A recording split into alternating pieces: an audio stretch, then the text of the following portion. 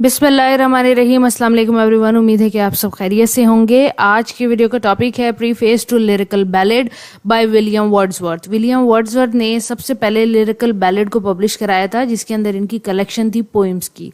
फिर उसके बाद इन्होंने क्या किया कि उसके अंदर एक प्रीफेस ऐड कर दिया, एक एस्से भी ऐड कर दिया एक्सप्लेनेशन के तौर पे।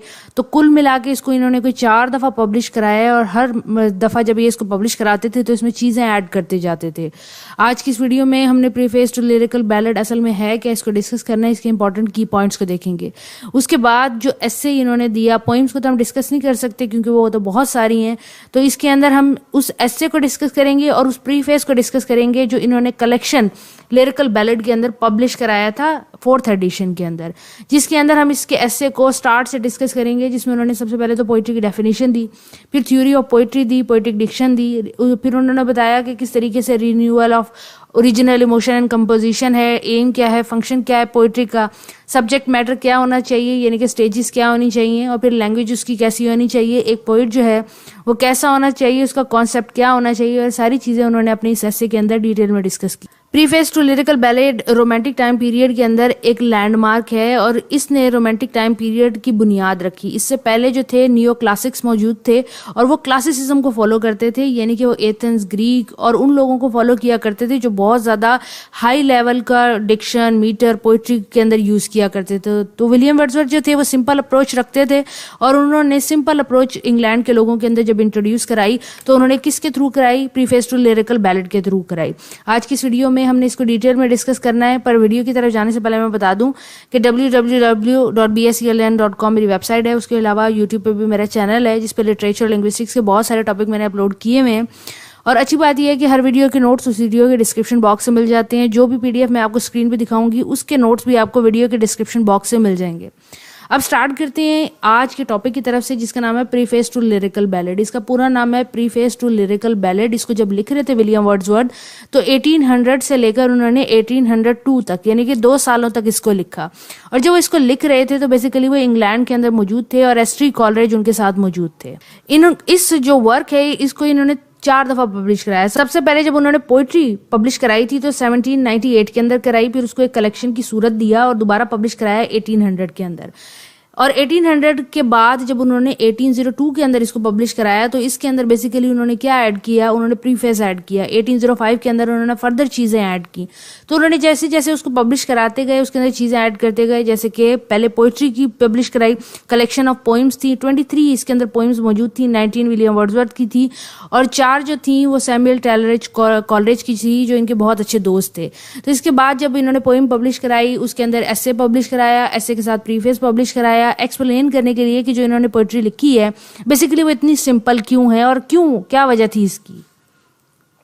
उन्होंने बेसिकली बताया कि ये एक एक्सपेरिमेंट है। उन्होंने कहा कि इससे पहले यानी कि हमसे पहले जो पोइट्री करते थे बेसिकली वो नियो क्लासिसिस्ट थे, यानी कि नियो क्लासिसिज्म के लोग रह रहे थे। और नियो क्लासिसिस्ट राइटर कौन थे, जो क्लासिक राइटर को फॉलो करते थे। क्लासिक राइटर्स वो राइटर हैं जो बहुत ज़्यादा फॉर्म का, मीटर का, स्ट्रक्चर का ख्याल रखा करते थे। तो जो नियो क्लासिक्स है उन्होंने और ज़्यादा फॉर्म और मीटर का ख्याल रखा। विलियम वर्ड्सवर्थ टोटल इसके ऑपोजिट थे। उन्होंने कहा कि नहीं, पोइट्री सिंपल होनी चाहिए। तो उन्होंने ये नया एक्सपेरिमेंट किया। याद रखें कि इंग्लैंड के जो लोग थे उनको जो पोइट्री प्रोवाइड की जा रही थी वो हाई मेरिट की, उसके अंदर मीटर, राइम, रिदम, डिक्शन बहुत ज़्यादा हाई लेवल की यूज़ की जा रही थी, और उसके अंदर ऐसी कोटेशंस यूज़ की जा रही थी जो लेटिन और ग्रीक से ली गई थी। तो लोगों को चीज़ें इतने अच्छे तरीके से समझ नहीं आ रही थी। इस टाइम पीरियड में विलियम वर्ड्सवर्थ ने एक्सपेरिमेंट किया। क्या किया कि उन्होंने सिंपल पोइट्री प्रोड्यूस करना स्टार्ट की। इनका यही पर्पज़ था पोइट्री लिखने का कि आम लोगों तक पोइट्री पहुंचे और आम लोगों को समझ। इसके बाद जब उन्होंने पोइट्री प्रोड्यूस की तो पोइट्री को एक्सप्लेन करने के लिए एस्से लिखा जो कि बाद में मैनिफेस्टो बन गया। इसके बाद जो एस्से उन्होंने लिखा उसकी आउटलाइन ये थी कि उन्होंने सबसे पहले तो पोइट्री की डेफिनेशन दी जो कि बहुत ज़्यादा मशहूर है कि poetry is the spontaneous overflow of powerful feeling, जो कि दुनिया जहान में पोइट्री की डेफिनेशन मानी जाती है। It takes its origin from the emotion recollected in tranquillity, यानी कि जो इसके अंदर इमोशंस इस्तेमाल किए जाते हैं उनको कलेक्ट किया जाता है ट्रैंक्विलिटी में, यानी कि सुकून वाली जगह में। और इसके अंदर वो बताते हैं कि जो इमोशंस एंड फीलिंग्स हैं वो ड्राइविंग फोर्स हैं पोइट्री को प्रोड्यूस करने के लिए।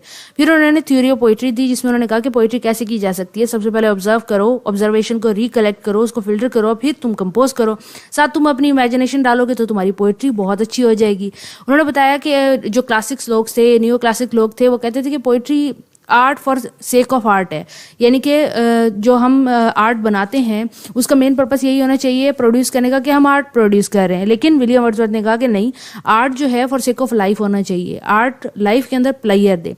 उसके बाद उन्होंने बताया कि पोइट्री और प्रोज में कोई ज़्यादा फर्क नहीं होना चाहिए। क्यों? क्योंकि लोग ज़्यादा प्रोज से कनेक्ट करते हैं, और अगर हम पोइट्री को बहुत ज़्यादा डिफरेंट कर देंगे तो लोग पोइट्री से डिसकनेक्ट भी हो सकते हैं।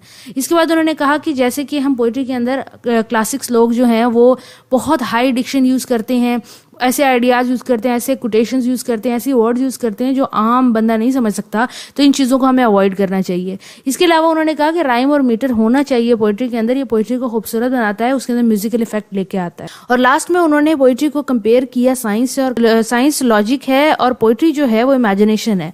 तो उन्होंने कहा कि जो पोइट्री है वो एक आर्ट है, और आर्ट हमेशा साइंस से ऊपर होता है। अब इसको हम डिटेल में डिस्कस करेंगे, पूरे एस्से को स्टार्ट से लेकर एंड तक करते हैं ताकि हमें ये थॉरोली समझ आ जाए कि लिरिकल बैलेड है क्या। जैसे कि मैंने आपको बताया था कि लिरिकल बैलेड एक वर्क विलियम वर्ड्सवर्थ ने कलेक्शन ऑफ पोइट्री इंट्रोड्यूस कराया, जिसके अंदर उनकी भी पोइम्स थी और एस.टी. कॉलरिज की भी पोइम थी, और उनके अंदर एक्सपेरिमेंट किया गया था सिंपल जबान इस्तेमाल करने का, सिंपल चीज़ें, और थीम भी उन्होंने सिंपल रखी थी, जैसे नेचर, रोमांस, ऐसी मामूली थीम्स रखी थी ताकि जो कॉमन बंदा है, जो वर्किंग क्लास है, उससे कनेक्ट किया जा सके।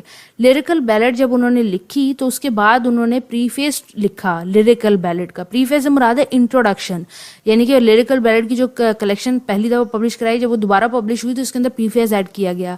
प्रीफेस के अंदर उन्होंने क्या किया, जस्टिफिकेशन दी कि उन्होंने ऐसी पोइट्री क्यों की, उन्होंने ऐसा सब्जेक्ट क्यों रखा, उन्होंने पोइट्री की ऐसी थीम क्यों रखी, उनका पर्पस क्या था, फंक्शन क्या था, और क्यों उन्होंने ऐसी जबान को इस्तेमाल किया। और फिर फर्दर उन्होंने एस.टी. कॉलरिज का शुक्रिया भी अदा किया, हिस्ट्री से और पास्ट से उन्होंने एग्जाम्पल भी दी, और उन्होंने बताया कि किस तरीके से वो नए एरा की बुनियाद भी रखने जा रहे हैं। विलियम वर्ड्सवर्थ अपना प्रीफेस स्टार्ट करते हैं इंट्रोडक्शन से, और इंट्रोडक्शन के अंदर वो बताते हैं पोइट्री की डेफिनेशन को।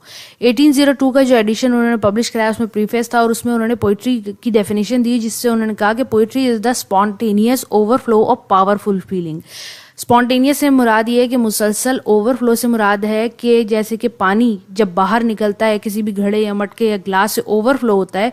पावरफुल फीलिंग का मुराद ये है कि वो शिद्दत से उसका बाहर आना। It takes its origin from the emotion recollected in tranquillity. ये इसका जो ओरिजिन है वो बेसिकली इंसान का इमोशन है जो कि उसने सुकून वाली जगहों से लिया होता है। ये इन्होंने प्रीफेस के अंदर डेफिनेशन दी।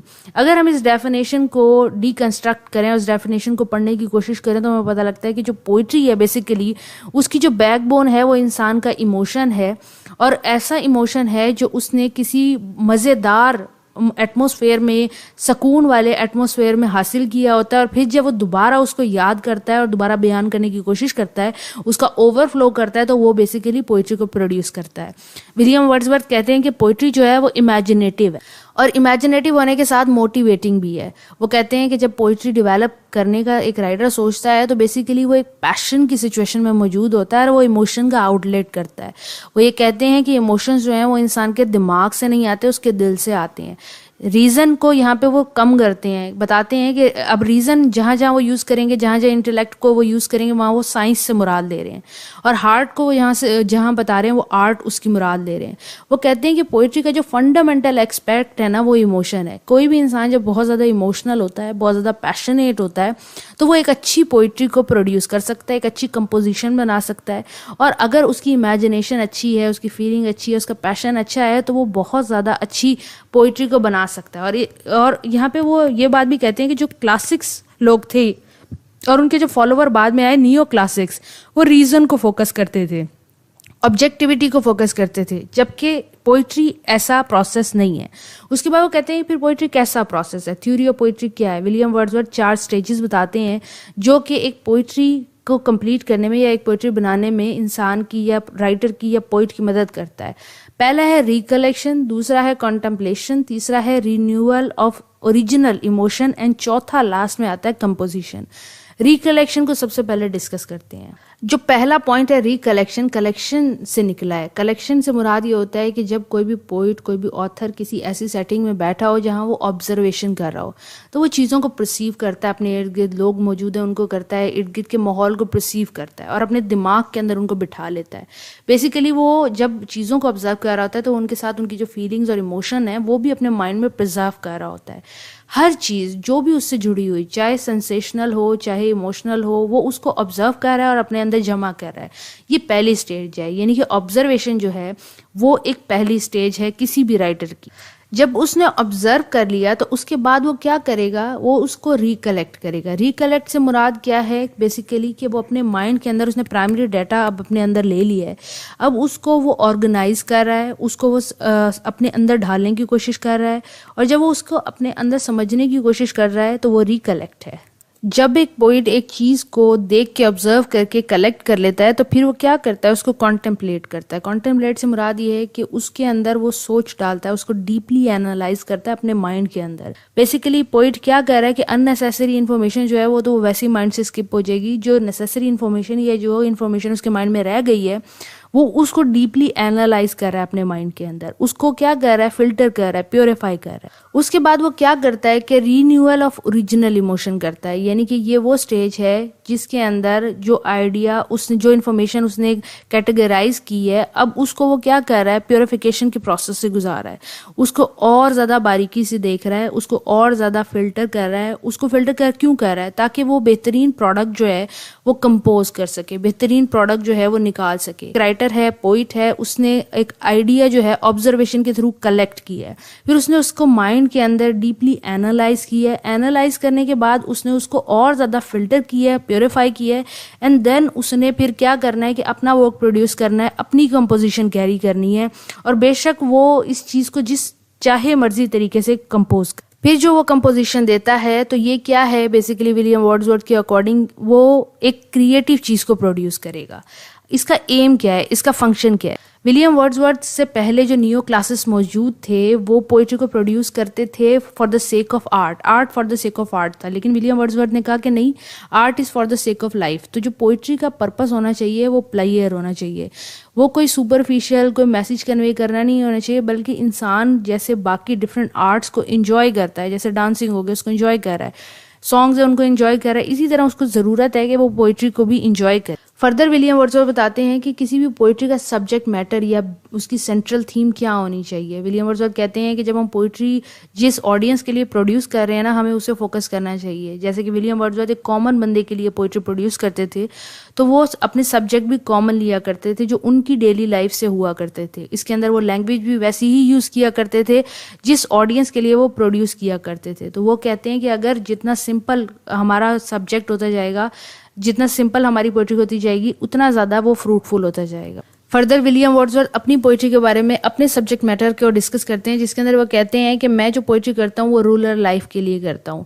मेरे जितनी भी पोइट्री है वो ह्यूमन इमोशन, ह्यूमन पैशन को दिखाती है, किन लोगों के जो रस्टिक हैं, जो रूरल लाइफ हैं, यानी कि वो किसानों के लिए, मिडिल क्लास के लिए, वर्किंग क्लास के लिए लिखते हैं। फर्दर वो बताते हैं कि वो ऐसा क्यों करते हैं। वो ये कहते हैं कि हमसे पहले नियो क्लासेस जो मौजूद थे वो एलीट क्लास के लिए पोइट्री किया करते थे, तो उनकी जो ज़बान है वो उसको इस्तेमाल करते थे, उनकी डिक्शन को यूज़ किया करते थे, उन्हीं की थीम्स को लिया करते थे। लेकिन जब मैं चाहता हूँ कि ऑर्डिनरी बंदा, वर्किंग क्लास, नॉर्मल बंदा, रूरल बंदा मेरी पोइट्री को पढ़े और मेरी पोइट्री को ऑब्जर्व करे, तो उसे ज़रूरत है कि वो उन्हीं से लिए गए इमोशंस हों, उन्हीं के मूवमेंट्स हों, उन्हीं की नेचर ली जाए, चाहे वो इनर है या आउटर है।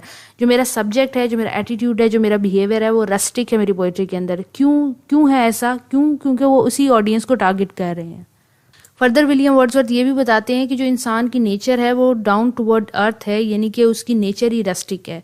रूरल लाइफ से ज़्यादा इंसान कनेक्ट करता है निस्बतन इसके कि वो एलीट क्लास की तरह मैनर्स और सोफिस्टिकेशन की बातें करे। इंसान की नेचर ही देहाती है, पेंडू है। इंसान अपने अंदर एक सिंपल एक इंसान रखता है, इजी वे रखता है, और जितना ज़्यादा इंसान अपने आप को एलीट करता चला जाता है वो अपने आप को बस कम्प्लेक्स कर रहा होता है। और अकॉर्डिंग टू विलियम वर्ड्सवर्थ जो सिंपल लाइफ है, जो रस्टिक लाइफ है, वो उनके मुताबिक बेहतर है। नेक्स्ट पॉइंट जो इंपॉर्टेंट वो बताते हैं वो ये कि कॉमन मैन की लैंग्वेज इस्तेमाल करनी चाहिए। मैंने आपको पहले भी बताया कि नियो क्लासेस जो पोइट्री किया करते थे उसमें जो उनकी डिक्शन होती थी वो एलीट क्लास के लिए गई होती थी। उसमें जो प्रोवर्ड्स और फ्रेजेस यूज़ किए जाते थे वो लैटिन और ग्रीक के किए जाते थे। तो विलियम वर्ड्सवर्थ ने कहा कि कॉमन इंसान की अगर हम ज़बान इस्तेमाल करेंगे तो बेसिकली क्या होगा, हमारा जो सेंटेक्स होगा वो लोगों को ज़्यादा अच्छे तरीके से समझ आएगा। लोग जब हमारी बात को अंडरस्टैंड करेंगे तो ही तो पोइट्री से कनेक्ट कर पाएंगे। विलियम वर्ड्सवर्थ कहते हैं कि लैंग्वेज, आपकी थीम तो रूलर होनी चाहिए, आपकी थीम तो ह्यूमन कनेक्टेड होनी ही चाहिए, साथ साथ आपकी जो लैंग्वेज है वो भी ह्यूमन कनेक्टेड होनी चाहिए। ह्यूमन से मुराद ये है कि लोअर क्लास से कनेक्टेड होनी चाहिए। आपको जो लैंग्वेज भी आप इस्तेमाल कर रहे हैं वो कॉम्प्लिकेटेड नहीं होनी चाहिए, कम्प्लेक्स नहीं होनी चाहिए, सिंपल होनी चाहिए। इससे क्या होगा कि आप मोर ऑथेंटिक होंगे, आपके अंदर एक्सप्रेशन ज़्यादा ऑथेंटिक आएगा। सेकेंड लास्ट जो पैराग्राफ है उसके अंदर विलियम वर्ड्सवर्थ डिस्कस करते हैं कि जो एक पोइट है वो कैसा होना चाहिए, पोइट का माइंड कैसे वर्क करना चाहिए। विलियम वर्ड्सवर्थ बताते हैं कि जो इंसान पोइट है वो ऐसे ही करे जैसे एक इंसान दूसरे इंसान से बात कर रहा है। जब मैं अब आपसे बात कर रही हूँ तो मैं इतने एक्सप्लेनेशन के मैनर में बात करूँगी ताकि आपको बात समझ आ जाए। तो विलियम वर्ड्सवर्थ भी ये कहते हैं कि जितने भी पोइट हैं उनको इतनी एफर्ट डालनी चाहिए अपने वर्क के अंदर कि उनका वर्क ऐसा हो जाए कि कॉमन इंसान को वो समझ आ जाए, तो वो उसकी जितनी भी क्वालिटीज़ हैं, जो बात वो कन्वे करना चाह रहा है ना, वो कॉमन बंदा समझ पाए। फर्दर वो कहते हैं कि जो एक पोइट है वो एक ज़्यादा सेंसिबल इंसान होता है निस्बतन एक आम इंसान के। एक आम इंसान वो चीज़ें नोट नहीं करता जो एक पोइट नोट कर रहा होता है, क्योंकि उसकी जो सेंसेस हैं वो ज़्यादा हाई होती हैं, उसके इमोशन और फीलिंग ज़्यादा पैशनेट होते हैं, उसकी पावर ज़्यादा पैशनेट होती है। और जब उसकी पावर और ये सारी चीज़ें एक आम इंसान से ज़्यादा पैशनेट हैं तो उसकी एक्सप्लेनेशन भी ज़्यादा पैशनेट होनी चाहिए, यानी कि उसकी एक्सप्लेनेशन एक आम इंसान जितनी आम जबान में बात समझता है उससे ज़्यादा ईजी होनी चाहिए। फर्दर वो पोइट की तारीफ करते हुए कहते हैं कि जितने भी पोइट होते हैं उनको इमेजिनेशन का गिफ्ट मिला होता है, sensibility, fancy, observation and judgement. William Wordsworth इस बात पर फोकस करते हैं कि अगर पोइट अपने वर्क से सिंसेयर है, सिंसेरिटी के साथ वर्क प्रोड्यूस करता है, तो उसको अपने वर्क के अंदर लेबर डालनी चाहिए। उसको सिर्फ अरिस्टोक्रेसी के लिए वर्क प्रोड्यूस नहीं करना चाहिए, बल्कि उसको ऐसा आर्ट प्रोड्यूस करना चाहिए जो सिंपल हो, कोहेरेंट हो और तमाम लोगों के लिए हो। और यहीं पे विलियम वर्ड्सवर्थ अपना ऐसे ख़त्म करते हैं जिसके अंदर वो बताते हैं कि जो आर्ट है वो एक लिविंग सोर्स है। आर्टिस्ट जो आर्ट प्रोड्यूस कर रहा है उसको सिंपल होना चाहिए, कोहेरेंट होना चाहिए, उसको कम्प्लेक्स नहीं होना चाहिए। ज़रूरी नहीं है कि वो लॉजिकल हो, वो बहुत ज़्यादा ट्रुथफुल हो, उसको बस आर्टिस्टिक होना चाहिए। इस तरह से आर्टिस्टिक हो कि सिंपली आर्टिस्टिक हो। लास्ट के अंदर हम इस बात में कंक्लूड कर सकते हैं कि विलियम वर्ड्सवर्थ जो हैं वो खुद भी सिंपल लैंग्वेज को यूज़ करते थे, और जो बातें उन्होंने की हैं जैसे कि ट्रैंक्विलिटी के अंदर प्रोड्यूस करना, इसी तरह सिंपल लैंग्वेज को यूज़ करना, वो उन्होंने अपने वर्क के अंदर भी दिखाया है। जैसे कि आप टिंटन नैबे को पढ़ेंगे या सॉलिटरी रीपर, डैफोडिल्स को पढ़ेंगे तो वो कॉमन लैंग्वेज के अंदर लिखी गई है, उनके अंदर थीम भी कॉमन है। फर्दर इस एसे के अंदर वो पास्ट की भी 2-4 एग्जांपल्स लेते हैं, पोइट का जिक्र करते हैं, और वो बेसिकली अपनी बात कन्वे करना चाह रहे हैं। उम्मीद है कि आपको प्रीफेस टू लिरिकल बैलेट समझ आ गई होगी। अगर कोई भी सवाल आपका रह जाता है तो कमेंट बॉक्स में पूछ लें। नोट्स आपको वीडियो के डिस्क्रिप्शन बॉक्स में मिल जाएंगे। Thank you for watching. अल्लाह हाफिज़।